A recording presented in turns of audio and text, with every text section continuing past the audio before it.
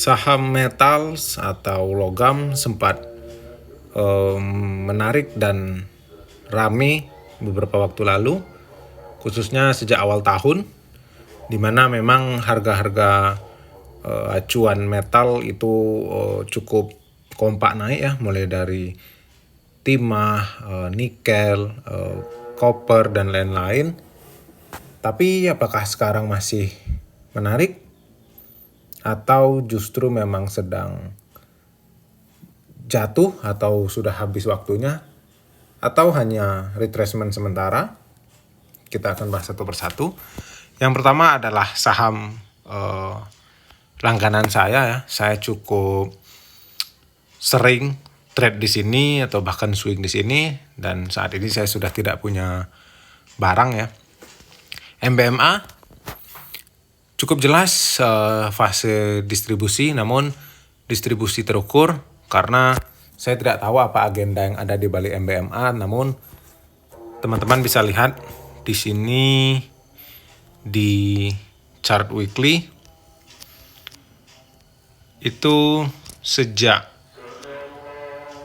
menjelang pertengahan 2025 itu chartnya cukup bagus, candlenya sangat rapi.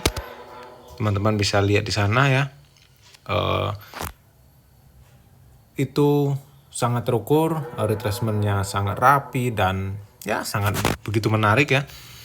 Jadi kita di sini akan coba kembali mengulang hal yang sama di beberapa kali percobaan kita yang seringnya berhasil. Kita lihat di bulan September ya.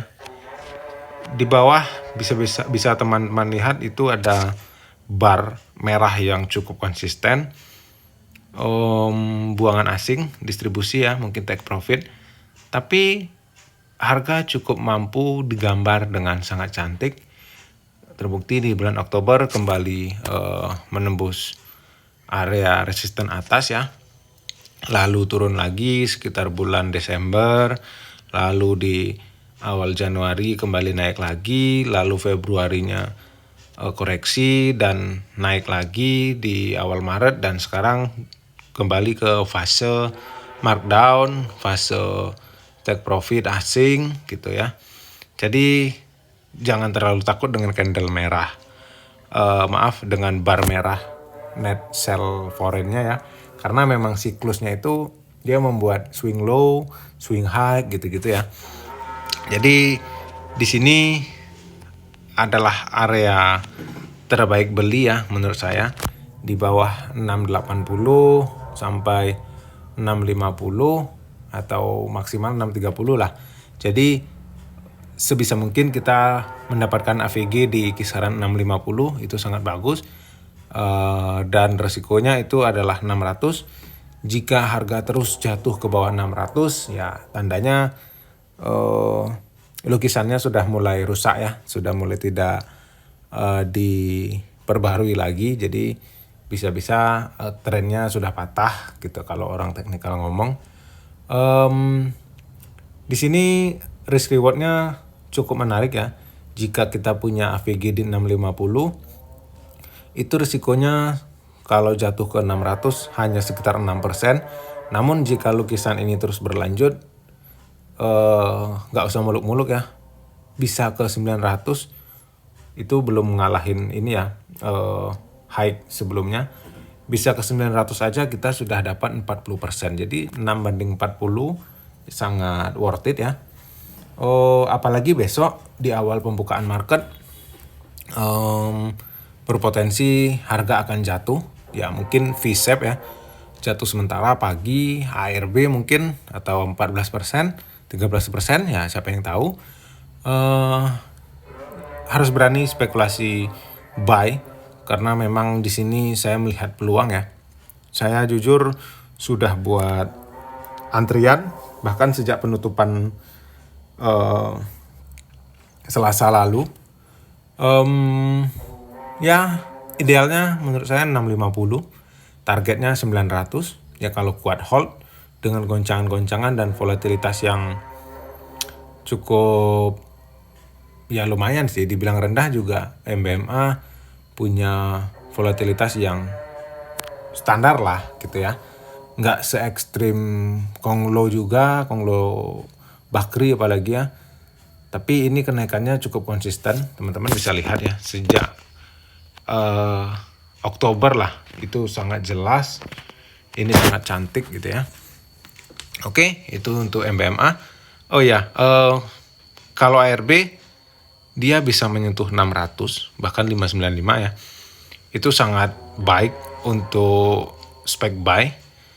Lihat aja ini di tanggal 3 Februari itu juga hampir serupa ya, jatuh sangat dalam lalu berhasil closing 600, di atas 600 sedikit ya.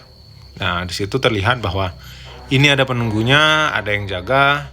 Jadi gak usah takut lah, santai aja. Toh juga jika dapat di 600 resikonya juga lebih sedikit lagi ya ketimbang kita dapat di 650 ya. Saran saya masuk 30% jika ARB besok ya 600, lalu jika berhasil closing di atas 650 ya tambah lagi 50% lagi, jadi 80% udah masuk. Dan ketika berhasil kembali ke 700 entah dalam minggu depan atau kapan ya, masukkan sisanya lagi 30% ya, kita akan tunggangi saham ini menumpang sampai ke 900. Lalu ada Inco juga cukup menarik, hampir sama dengan ya, biasanya kalau saham satu sektor gini pergerakannya sama ya, walaupun secara lukisannya itu sedikit berbeda, secara chartnya sedikit berbeda, tapi trennya cenderung sama. Jika MBMA itu uptrend ya, Inco biasanya juga uptrend gitu. Untuk Inco hampir sama strateginya, ada 3 garis saya buat, di mana resiko terendahnya adalah 5.000, jika jatuh di bawah itu jelek, dan AVG terbaik atau AVG ideal adalah 5.500, konfirmasinya adalah 5.800. Jadi artinya jika dapat di AVG 5.500, entah itu cicil dari 5.000 atau ketika penurunan di pembukaan besok dapat di bawah 5.500 ya lebih bagus lagi ya. Dan jika berhasil setidaknya pada hari Jumatnya, karena minggu depan itu kalau nggak salah pasarnya full ya, tidak ada hari libur. Jika berhasil menembus atau setidaknya mendekati 5.800, artinya cukup menjauhi dari 5.500.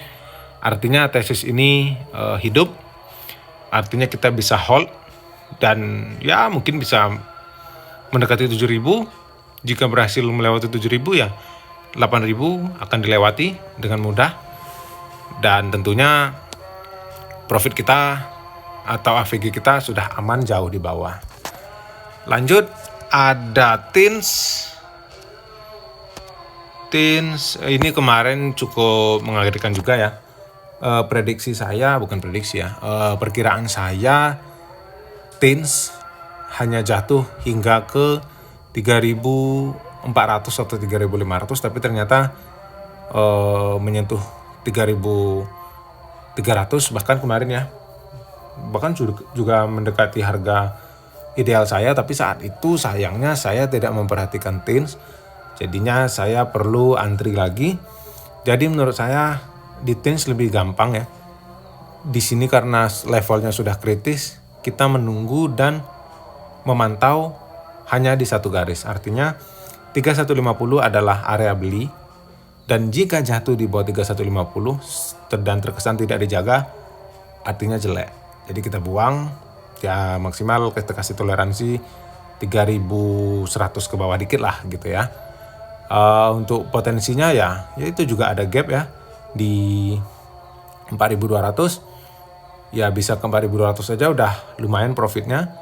Tapi menurut saya jika berhasil atau mampu ke 4.200, dia akan mudah melewati 4.400 bahkan mendekati 5.000. Tins untuk foreign flow memang sedang take profit sejak awal Maret karena memang sudah berhasil membawa ke 4.400. Ada saham apa lagi ya? MBMA, Tins, Inco, ADMR. ADMR salah satu watchlist saya, baik swing dan investasi, karena 2026-2027 adalah waktunya grup ini untuk pembuktian dari semua berkas yang mereka ajukan ke kita, maksudnya kita ke investor ya, apa yang mereka proyeksikan di 2 tahun ini adalah masa pembuktiannya.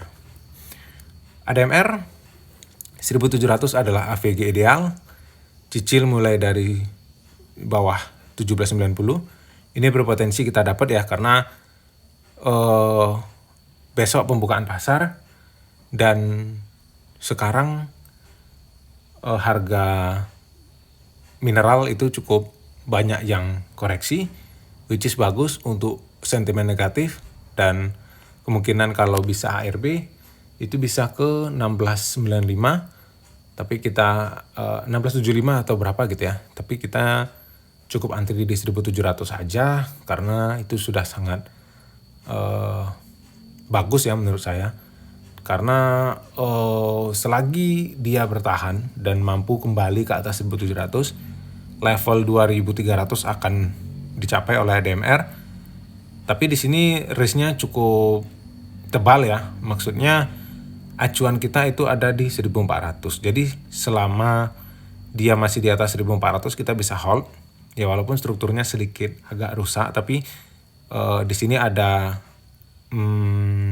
dukungan fundamental, apalagi nanti rilis laporan keuangan Q3 gitu ya, yang kemungkinan diproyeksikan bagus, itu akan mendongkrak sentimen dan juga volatilitas harga acuan metals itu cukup tinggi ya sekarang. Jadi hari ini bisa anjlok 5%, besok tiba-tiba bisa naik 10% untuk aluminium.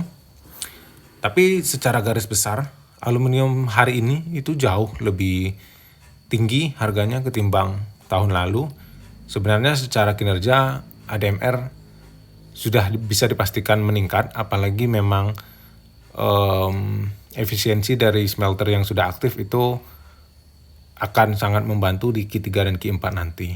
Jadi ya 1400 lewat, jika jebol ya hancur, rusak tesis kita bisa cut loss.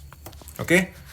Untuk ada pertanyaan lain silakan berkomentar, saya akan dengan senang hati membalas. Disclaimer, video ini hanya watchlist saya, di mana saya membuat titik-titik untuk saya pribadi akan membeli, bukan sebagai ajakan jual beli. Namun jadikanlah ini referensi yang membantu keputusan teman-teman. Oke, terima kasih sudah menonton, sampai jumpa di video selanjutnya.